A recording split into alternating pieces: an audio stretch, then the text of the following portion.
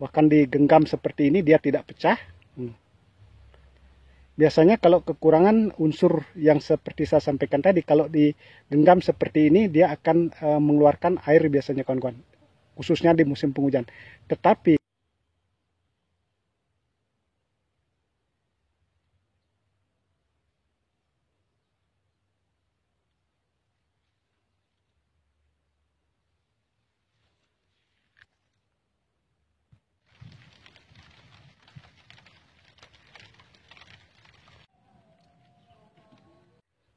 halo kawan-kawan, kembali lagi dengan saya Ardana PT. Nah, pada hari ini kawan-kawan, sebagaimana kawan-kawan bisa lihat di samping saya ini tanaman cabainya, buahnya luar biasa lebat seperti ini.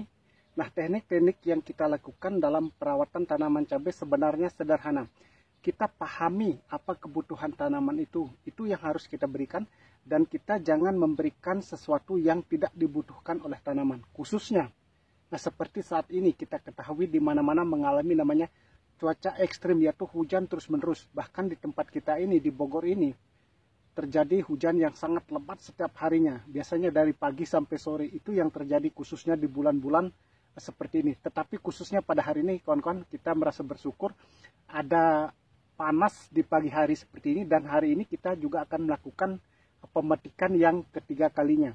Nah, di dalam pemetikan cabai rawit kaliber di pertamanya, kita hanya mendapatkan tidak terlalu banyak, kawan-kawan, karena musim penghujan. Untuk mendapatkan warna buah merah seperti ini nih, ini ada merahnya, sangat susah biasanya. Kita hanya mendapatkan 2,5 kilo, tetapi harga cukup lumayan bagus, yaitu 50.000 per kilo. Dan di pemetikan yang keduanya, kita mendapatkan kurang lebih 7 kilo, kawan-kawan, dan mendapatkan harga kurang lebih 60.000. Jadi ada peningkatan harga, itu cukup bagus di pihak petani. Nah, khususnya pada hari ini, di mana kita akan melakukan pemetikan yang ketiga ini, semoga saja mendapatkan lebih daripada pemetikan yang kedua. Memang secara khusus, kalau kita memetik cabai atau memetik buah cabai itu, dari pemetikan pertama, kedua, dan ketiga itu selalu pasti ada peningkatan. Walaupun dalam kondisi cuaca apapun, memang tidak terlalu banyak, kawan-kawan. Tetapi kita akan membahas trik-trik atau tip-tip apa yang harus kita lakukan di dalam perawatan tanaman cabai, khususnya agar tanaman cabai tetap berbuah lebat, terus menghasilkan bunga tanpa henti, dan yang terpenting adalah tanaman cabai atau buah cabai ini bisa terhindar dari namanya serangan antranoksa atau patek, dan juga daunnya tidak berwarna kuning.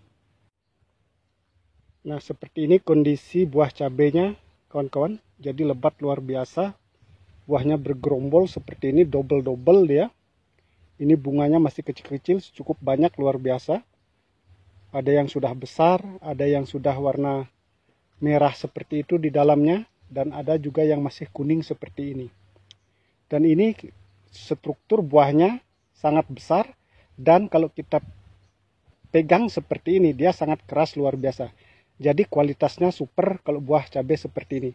Dengan kondisi struktur buah yang keras, kulit tebal, itu ada poin daripada buah itu sendiri, jadi tidak mudah diserang namanya penyakit antranoksa atau penyakit yang lainnya. Tetapi itu sebenarnya belum cukup.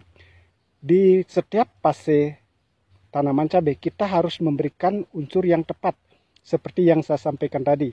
Jadi di fase vegetatif atau fase pertumbuhan, kita harus memberikan nutrisi di fase vegetatif. Jangan diberikan nutrisi di fase generatif. Itu nanti tidak bagus hasilnya, kawan-kawan. Nah, di fase vegetatif atau di fase pembuahan, kita cenderung memasukkan unsur seperti fosfat dan menggunakan nitrogen sedikit. Karena fosfat ini sangat penting sekali untuk merangsang pertumbuhan akar, pertumbuhan tunas, dan merangsang pertumbuhan bunga.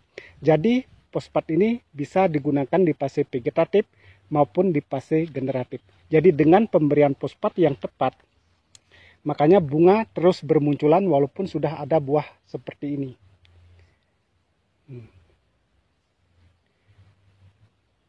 Sedangkan di fase generatif, di fase pembuahan seperti ini, kita juga harus memberikan unsur yang tepat, kawan-kawan. Unsur yang tepat dibutuhkan tanaman cabai di fase generatif seperti ini adalah yang mengandung kandungan fosfat, kalium, kalsium, dan boron. Jadi 4 ini sangat penting sekali, yaitu fosfat, kalium, kalsium, dan boron. Itu jika kebutuhan 4 unsur ini terpenuhi, maka akan menghasilkan tanaman yang super, kawan-kawan.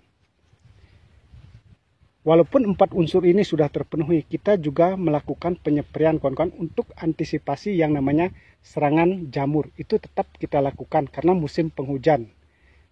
Nah, kita menggunakan fungisida untuk antisipasi, yaitu menggunakan bahan aktif tembaga oksisulfat. Kita memakai kuproxat. Nah, ini banyak sekali kemarin kita membuatkan video mengapa bahan aktif tembaga ini bisa di mix dengan bahan yang lain. Nah, khususnya kawan-kawan, kita sudah mempelajari kalau merek dagang kuproxat itu, yang walaupun bahan aktif tembaga itu bisa di mix dengan bahan yang lain, berbeda dengan bahan aktif tembaga yang lain, merek dagang seperti Kopsit 77 itu sebenarnya dari pengalaman kita selalu mengaplikasikan dengan tunggal kalau Kopsit 77. Sedangkan kalau kuproxat kita bisa menggabung atau memix dengan bahan-bahan yang lain. Seperti kemarin kita membuatkan video, kita menggabung dengan bahan aktif mancozeb, kita juga menggabung dengan Pitaron SL, kita menggabung juga dengan yang bahan-bahan yang lainnya, kawan-kawan. Cukup banyak gabungan itu. Nah, sedangkan bagaimana cara kita agar tanaman yang kita rawat ini bisa terus tumbuh dan berkembang, khususnya daunnya tidak mengalami perubahan warna, tetap hijau. Nah, kita selalu mengaplikasikan dengan suplemen tanaman, yaitu kita menggunakan Pitaron SL. Nah, Pitaron SL inilah kita mix dengan kandungan fosfat. Bisa menggunakan Mordenpul, bisa juga menggunakan Ultradap, kawan-kawan. Tetapi Mordenpul itu jangkauannya lebih luas dibanding dengan Ultradap dari yang kita lakukan. Nah, ini buahnya, kawan-kawan. Super sekali, merah ini, keras sekali buahnya seperti ini. Nah, kalau kita mengaplikasikan dengan Pitaron SL dan dimix dengan Mordenpul, maka daun tanaman cabai akan selalu berwarna hijau seperti ini. Nah, seperti itulah kawan-kawan, kalau kita tepat memberikan nutrisi pada tanaman cabai di masing fasenya, maka akan menghasilkan buah yang super seperti ini, lebat luar biasa.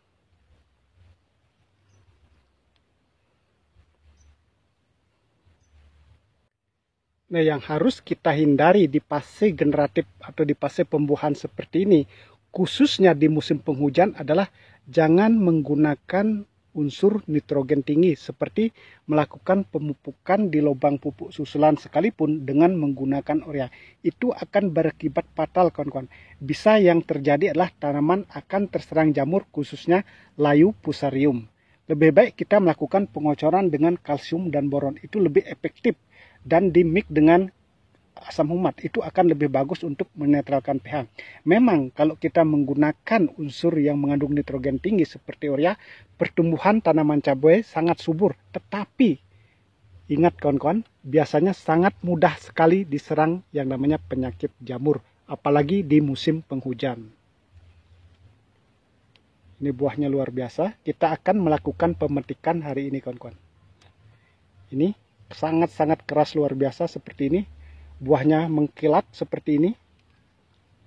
Luar biasa sekali.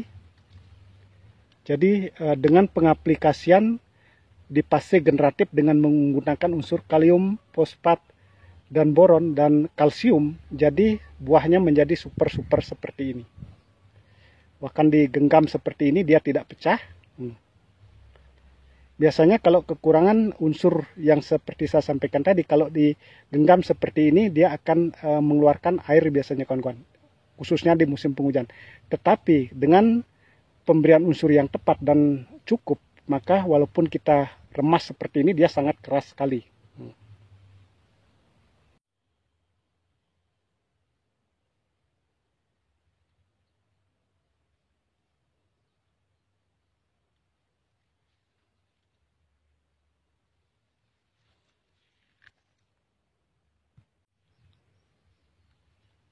Buahnya besar sekali nih, kawan-kawan. Merahnya menyala seperti ini.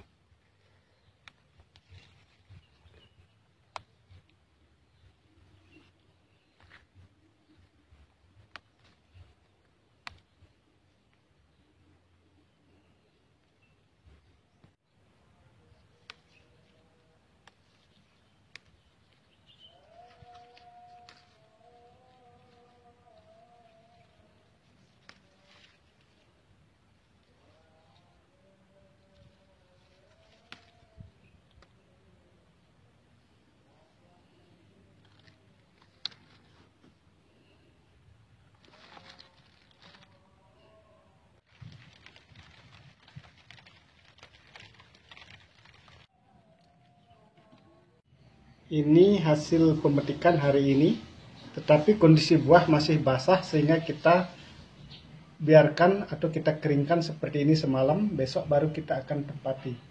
Karena tempat kita sekarang ini musim hujan, baru sebentar metik hujan lagi kawan-kawan, sehingga kondisi buahnya masih basah.